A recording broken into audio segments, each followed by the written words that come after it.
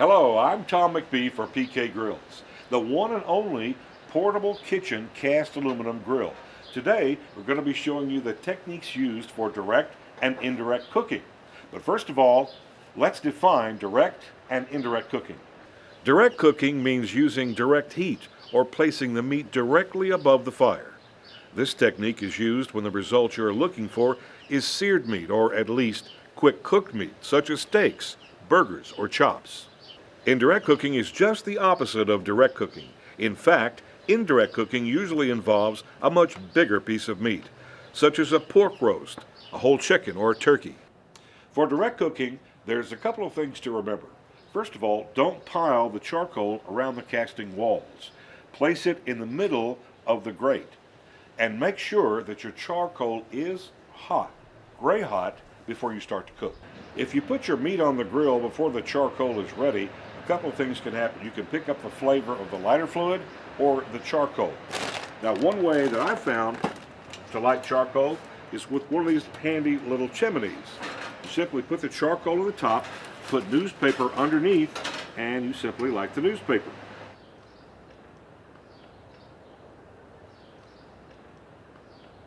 And in just a few minutes, you'll have hot coals.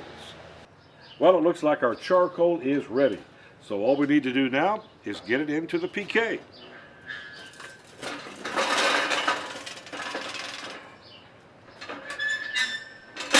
Now, since I want my grill really hot, I'm going to close the lid and open the vents. Both vents on top and both the dampers underneath. Today I'm cooking one of my favorite steaks, the ribeye. Now, the reason I like this cut of meat is that it's the most tender cut of beef there is, and because of the marbling in the steak, there's plenty of flavor. I have a ribeye steak here I've been marinating for about 30 to 45 minutes at room temperature.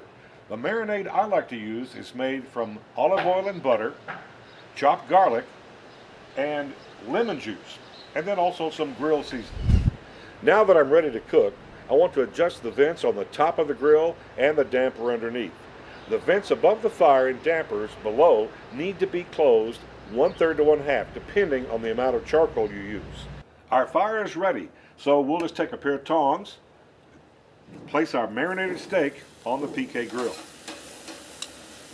Now, an easy way to control flare-ups as we have here is just by closing the top vents on the grill.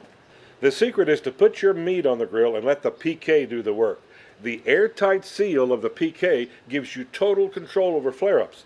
The only air that gets in is the air you let in. The steak will take about 5 to 7 minutes per side, depending on how thick a cut of meat that you have. Well, our steak is ready. Now we're ready to serve it. It's a delicious ribeye steak right off the PK grill. Now, that's a ribeye steak, a PK ribeye steak. For indirect cooking, all you have to do is to add charcoal to the PK by using our charcoal chimney. Indirect cooking means that we build the fire on one side and place our meat indirectly on the other side. We'll have more charcoal in and a bigger fire, but remember, you'll need that. You're cooking indirect and slower. At this point, we'll need to open up all the vents on the top and the bottom to allow the entire surface of the grill to get hot. I have a well-seasoned pork roast and a whole chicken that we're going to be cooking indirectly or slow roasting in the portable kitchen grill. And I can't wait for this to get ready. Now, since we're cooking indirectly, remember, we're going to place the meat on the opposite side that we have the fire. The fire's over here, the meat goes on the back.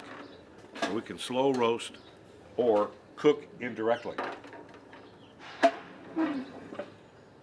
Once your meat is on for indirect cooking, you'll need to adjust your vents. Let's start with the vents over the meat by opening 1/3 and the damper below the meat shut completely off. The vent over the fire should be completely closed. Once this is done, the heat and smoke will circulate like a convection oven.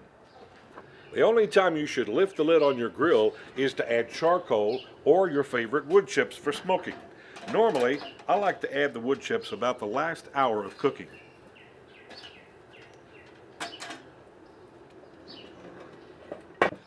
And when you're finished, your family and friends are going to love anything that comes off the PK grill. Thanks for watching today. For the James family and the PK Grill, I'm Tom McBee. See you next time.